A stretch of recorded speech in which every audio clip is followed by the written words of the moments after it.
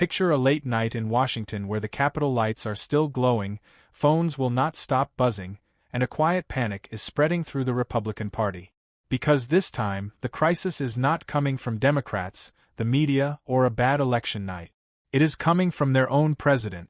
And what started as something that sounded almost laughable, Greenland, has now turned into a political time bomb.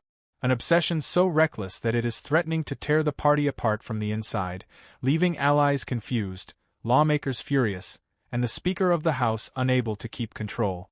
And the most dangerous part is this. Everyone in the room knows that if this obsession goes unchecked, it will not just cost elections. It could end a presidency and permanently change America's place in the world. So stay with me, because once you see what is really happening behind the scenes, you will understand why this story does not slow down. It only gets more explosive from here. The camera opens, not with a speech or a rally, but with silence. The kind of silence that hangs heavy in Washington right before something breaks. Late night lights glowing inside the Capitol. Staffers whispering in hallways. Phones vibrating nonstop. And somewhere deep inside the Republican Party, a realization slowly setting in that this time the chaos is not coming from Democrats, the media, or the deep state, but from within their own house. Because this time the threat is not an election loss or a bad poll. It is their own president dragging them toward a geopolitical cliff over a frozen land. He cannot stop talking about Greenland, and in those first 10 seconds you need to understand one thing clearly. This is not a story about foreign policy. This is a story about power, ego, fear, and a political movement eating itself alive. It starts, like so many Trump-era disasters do, with something that sounds absurd enough to laugh off. Cutting checks to Greenland, buying territory ownership as if the world were a monopoly board. But behind the absurdity, Republicans in the House are staring at spreadsheets, district maps, and internal polling that all scream the same warning. That Donald Trump has put them in the worst political position they have seen in the modern era. And he does not seem to care. Because while they are trying to survive the next election cycle, he is chasing something much older and darker. The instinct to conquer, to brand, to expand his name across a map that he barely understands but deeply desires. Behind closed doors, why Greenland changed everything. Lawmakers who once defended every tweet and every tantrum are no longer laughing because they know something the base does not want to hear. Invading or coercing an ally like Greenland would not be a stunt. It would be a rupture, the kind that ends presidencies and shatters alliances. And for the first time in years, the word impeachment is being whispered again, not by Democrats, but by Republicans. And that is where this story truly begins. To understand why Greenland has become the spark for a mega civil war, you have to understand the psychology driving it. Because the policy case collapses under even the lightest scrutiny, and everyone in Washington knows it, even those pretending otherwise on cable news. Greenland is already an ally, already tied into NATO, already hosting U.S. military infrastructure, including a base that has been part of American missile defense strategy for decades. A base that Vice President J.D. Vance himself visited. Meaning there is no universe in which the administration can credibly claim ignorance or necessity here.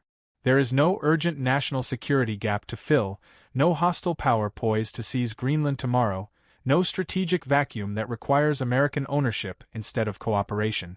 What exists instead is obsession. And Trump himself all but admitted it when he told the New York Times that ownership matters, that possession gives you something treaties cannot, that leases and agreements are inferior to outright control. And in that moment, anyone who has ever watched him operate recognized the pattern instantly. Because this is not about defense, it is about dominance. The same instinct that drove him to put his name in gold letters on buildings he did not even fully own. The same fixation on size, visibility, and permanence. Greenland looks enormous on a Mercer projected map, dwarfing continents, commanding the top of the world. And while geographers can explain for hours why that projection distorts reality, Trump does not live in that world. He lives in a visual, instinctive, gut-driven universe where big equals powerful and ownership equals legacy. And the tragedy is that this instinct, which might be merely ridiculous in real estate, becomes catastrophic when translated into global politics. Inside the House of Representatives, that catastrophe is no longer theoretical. Republicans are furious. Not just because the idea itself is reckless, but because of the timing, the optics, and the cost. Trump ran on affordability, on lowering prices, on fighting for forgotten Americans. And now, instead of focusing on inflation, housing, or healthcare, he is floating the idea of spending astronomical sums. Figures that when broken down amount to hundreds of thousands or even millions per Greenlander to acquire territory that delivers no immediate benefit to the voters who are already struggling. For swing district Republicans, this is political poison because they know exactly how it will be framed in campaign ad. While your rent went up, while your grocery bill exploded, while your health care costs soared, Donald Trump wanted to buy Greenland. And here is the part that terrifies them most. There is no clean way to defend it. No simple talking point. No emotional appeal that lands with suburban voters who decide elections. You cannot wrap this in the flag or sell it as toughness when the target is an ally. And you certainly cannot explain why it matters more than the issues people feel every day. That fear has turned into something more dangerous for Trump than Democratic outrage. Republican defiance. Don Bacon, a Republican congressman from Nebraska, is not a bomb thrower or a social media provocator. He is a former Air Force general, a national security conservative, someone whose warnings carry weight precisely because he does not issue them lightly. When Bacon publicly called Trump's Greenland fixation utter buffoonery and warned that following through on it could spark bipartisan impeachment efforts, it sent a shockwave through Capitol Hill because this was not anonymous sourcing or a leaked quote. It was a sitting Republicans saying out loud what many others were only whispering. Bacon went further, saying that invading an ally would be catastrophic, that it would be the end of Trump's presidency, and that Republicans would not tolerate it. And those words matter because they signal a rupture that Mike Johnson, the Speaker of the House, is increasingly powerless to contain. Mike Johnson's problem is stark and unforgiving. He no longer truly controls the House. The majority is razor thin. The caucus is fractured. And procedural mechanisms that once allowed leadership to bury uncomfortable votes are breaking down. Discharge petitions are dragging legislation onto the floor that Johnson never wanted exposed. And every one of those votes locks Republicans into positions that cannot be spun away later. This is why Johnson fears individual votes more than massive omnibus bills. Because when everything is bundled together, members can hide behind complexity, claiming ignorance or necessity. But when a single issue trumps obsession with ownership stands alone, health care subsidies, war powers, foreign policy restrictions, there is nowhere to hide. Every yes or no becomes a campaign weapon and Democrats understand it, which is why they are content to let Republicans dismantle themselves in public. The Greenland issue magnifies this dysfunction because it collides with something even more volatile, war powers. When Republicans in the Senate of all places begin voting to restrict a Republican president's ability to unilaterally deploy military force, it signals the situation has crossed a threshold. These are lawmakers who have spent decades expanding executive authority, defending intervention, and warning against weakness.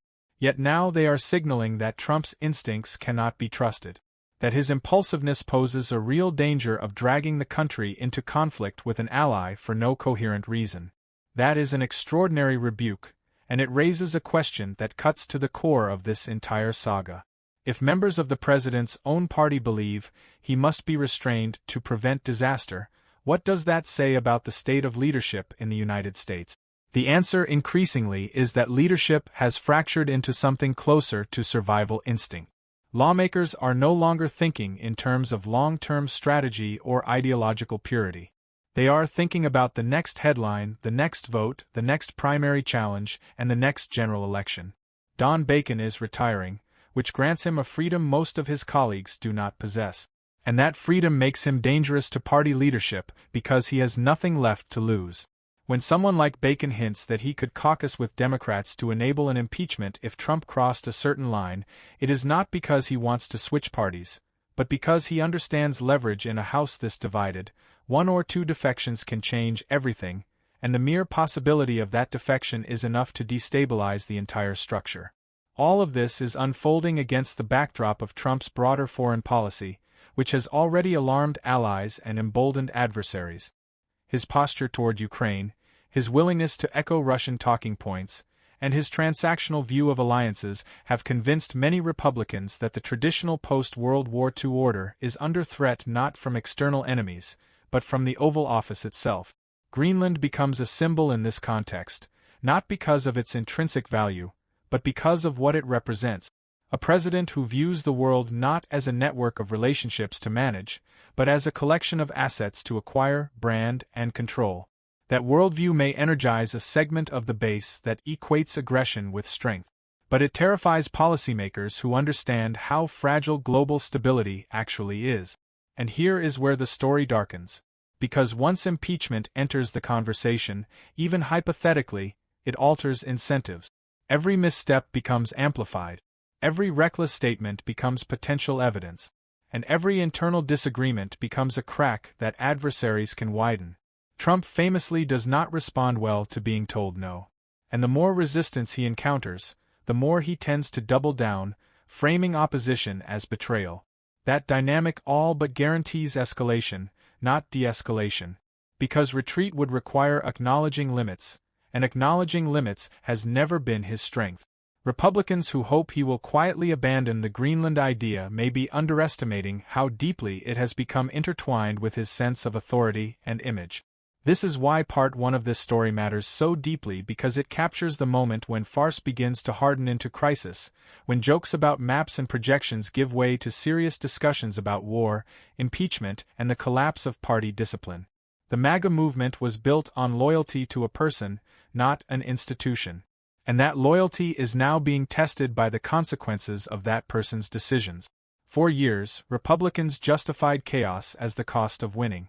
But now the bill is coming due. And it is arriving in the form of a frozen island at the top of the world. A speaker who cannot control his chamber, and a president whose instincts may finally be too much even for his own party to tolerate. As we move into the next part of the story, the question is no longer whether this obsession will cause damage, but how much damage it will inflict, and whether the people who enabled it are prepared to stop it before it consumes everything in its path. The tension does not dissipate after the first fractures appear. It thickens. Because once a party realizes its leader is no longer controllable, every interaction becomes a calculation, every silence a signal, and every public defense a performance layered over private panic. And that is precisely where Washington finds itself. As Greenland evolves from an embarrassing distraction into a full-blown stress test of the Republican Party's remaining coherence. Behind closed doors, the conversations are no longer about whether Trump is serious. Because by now, everyone understands that seriousness is not the point. The point is impulse. The way he fixates on an idea and refuses to release it, feeding on resistance as proof of relevance. And for lawmakers already exhausted by years of crisis management, this feels different, heavier, because it drags them into territory they cannot the Republican revolt begins spin their way out of. The House floor becomes a battlefield of procedure rather than ideology, where leadership scrambles to cancel votes it cannot win, where members openly concede they do not know their own numbers, and where the Speaker's gavel feels increasingly symbolic rather than authoritative. Because power in this moment does not flow from titles, it flows from leverage. And leverage belongs to anyone willing to defy the system without fear of consequences. This is why figures like Don Bacon suddenly loom so large, not because they command massive followings, but because they represent a category of Republican that Trumpism never fully accounted for. The institutional conservative who values alliances, hierarchy, and predictability, and who sees Trump's fixation on Greenland not as boldness, but as recklessness disguised as strength. What makes this moment so volatile is that it collides with a deeper truth many Republicans have spent years denying, which is that Trump's worldview does not separate domestic politics from foreign policy. Everything is transactional, personal, and reactive. And when that mindset collides with the machinery of the state, the results are unpredictable at best and disastrous at worst. The Greenland episode exposes this collision in stark terms because there is no constituency demanding it, no expert community endorsing it, and no clear objective beyond the satisfaction of ownership itself. Yet the president continues to float it publicly, forcing allies to respond, markets to speculate, and adversaries to watch closely. NATO partners already uneasy read these signals not as isolated remarks but as indicators of instability, wondering whether the United States still understands the basic premise of alliance, that cooperation is not weakness and that security is collective rather than proprietary. Inside the Pentagon and the State Department, professionals trained to think in decades rather than headlines are left to quietly plan for contingencies they never anticipated. Because when a president talks about invading or coercing an ally, even hypothetically, it alters threat assessments, escalation ladders, and diplomatic postures in ways that cannot be undone with a walkback or a tweet. Meanwhile, the political cost continues to compound because every day Trump spends talking about Greenland is a day he is not talking about affordability, wages, healthcare, or housing. And Republicans in vulnerable districts feel that absence acutely. They know their voters are not ideological purists. They are pragmatic, anxious, and increasingly skeptical of spectacle. And they can sense when leadership has lost the plot. This is why the Greenland story resonates beyond Washington. Not because voters hold strong opinions about Arctic geopolitics, but because it reinforces a narrative of distraction and detachment, the sense that the president is playing a different game than the one ordinary people are forced to live in. Campaign consultants see it, pollsters measure it, and strategists whisper about it because they understand that elections are rarely lost on ideology alone. They are lost on trust, and trust erodes when leadership appears unserious about the problems that matter most. As this erosion accelerates, the House becomes a theater of exposure where individual votes force clarity that leadership would prefer to avoid. The extension of ACA subsidies, the debates over war powers, and the procedural maneuvers that drag bills into the open all serve the same purpose. They strip away ambiguity and reveal where members actually stand. This terrifies leadership precisely because it eliminates plausible deniability, the ability to tell one story to donors and another to voters. And it creates a paper trail that opponents can weaponize for years.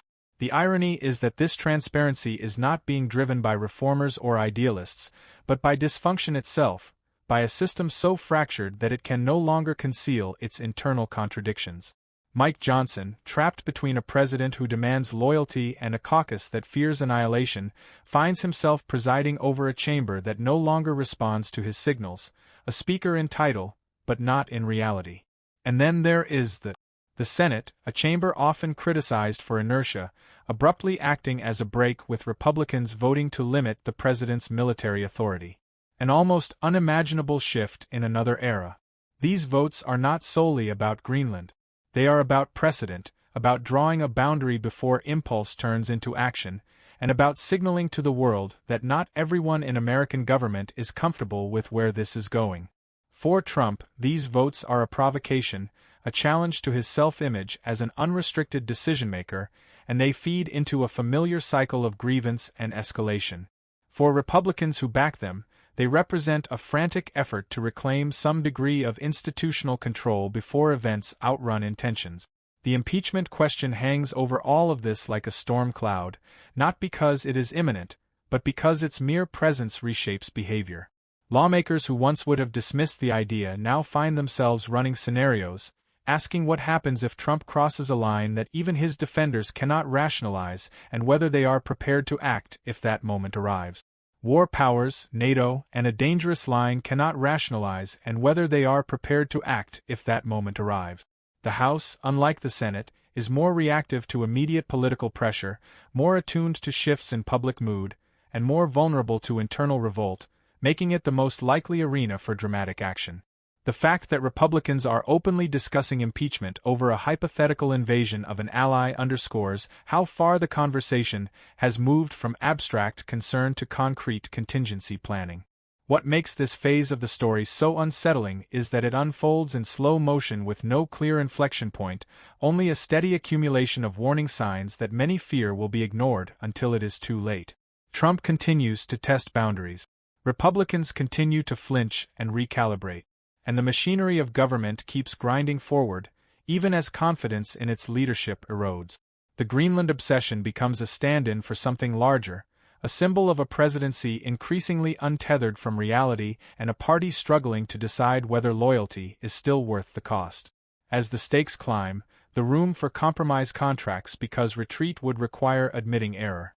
And admitting error would puncture the myth of infallibility that has sustained this movement for so long. By the end of this chapter, one thing is unmistakable. The MAGA Civil War is no longer theoretical, no longer confined to whispers and leaks. It is visible, vocal, and destabilizing, playing out through votes, statements, and strategic defections that hint at a breaking point yet to come. The question is not whether the situation is dangerous, but whether anyone with the power to halt it is willing to do so, or whether fear, ambition, and inertia will carry the system forward until a line is crossed that cannot be uncrossed. And as we move into the next part of the story, the focus shifts from warning signs to consequences, from internal revolt to external fallout. Because the world is watching, allies are recalibrating, and the cost of this obsession may soon be measured not just in political careers, but in the credibility and stability of the United States itself. By the time the third act of this unfolding drama begins, the question in Washington is no longer whether Donald Trump's fixation on Greenland is dangerous, but whether the system designed to restrain presidential power still works. When the threat comes not from ambition cloaked in ideology, but from impulse masquerading as instinct, because something subtle yet profound has shifted beneath the noise. The people tasked with translating presidential intent into action, lawmakers, diplomats, military planners, are no longer assuming rational endgames. And that loss of assumption is among the most destabilizing forces in politics. Inside the halls of Congress, conversations grow darker, more explicit, as members begin asking what they would actually do if rhetoric became orders, if posturing turned into mobilization, and if a moment of performative bravado crossed into irreversible escalation. Because once that boundary is crossed, no speech, no spin, no apology can rewind the tape. This is where Greenland stops being a punchline and starts operating as a stress fracture, exposing how thin the guardrails have become and how much of the system depends not on law alone, but on norms, restraint, and the expectation that leaders understand consequences even when they ignore advice. What unsettles Republicans most in this phase is not Trump's stubbornness, which they have learned to endure, but his growing indifference to internal dissent. The way warnings from his own party seem to register not as caution, but as provocation. The more figures like Don Bacon speak out, the more Trump portrays them as weak, disloyal, or irrelevant, reinforcing a feedback loop where compromise is read as surrender and restraint as cowardice. This dynamic leaves institutional Republicans trapped in a paradox. Speaking up invites retaliation and isolation, while remaining silent risks complicity in a course they privately believe could end in disaster. For years, many convinced themselves that Trump's excesses were rhetorical, that bluster would never translate into action. But the Greenland episode shatters that comforting narrative because it is so unmoored from strategic logic that it forces a reckoning with motive itself. When there is no clear policy rationale, no coherent objective, only desire, ego, and symbolism, predicting behavior becomes impossible. And unpredictability at the helm of the world's most powerful military is not a quirk. It is a threat. The implications ripple outward, touching institutions that rarely speak publicly but are acutely sensitive to shifts in tone and intent. Military leadership, bound by civilian control yet responsible for executing orders, quietly revisits assumptions about alliance interoperability and rules of engagement. Impeachment whispers behind closed doors engagement. Because even hypothetical conflict with an ally introduces scenarios planners are trained to avoid, not contemplate, diplomats find themselves issuing reassurances they cannot fully substantiate, attempting to convince partners that rhetoric does not equal policy while privately worrying about how long that distinction can hold. Allies, for their part, listen politely and prepare independently because history has taught them that political volatility in Washington often precedes sudden unilateral decisions that leave little time to respond. In this way, Trump's obsession erodes trust not through action, but through anticipation, as the mere possibility of erratic behavior forces others to hedge, diversify, and distance themselves. Back on Capitol Hill, procedural chaos intensifies, exposing just how brittle leadership has become. Votes are delayed, pulled, rescheduled, only to be withdrawn again when counts fall short. And each cancellation becomes a story of its own, a visible sign that control has slipped. Members openly concede they do not know where their colleagues stand, and that uncertainty breeds paranoia as factions form not around ideology but around survival strategy. Some Republicans cling more tightly to Trump, believing proximity to power remains their best shield, while others quietly explore escape routes, distancing themselves rhetorically, signaling moderation, or positioning themselves as checks rather than cheerleaders. This fragmentation transforms the House into a marketplace of leverage, where a small number of independence-minded conservatives wield outsized influence simply by being unpredictable, and where the Speaker's authority erodes with every concession he is forced to make.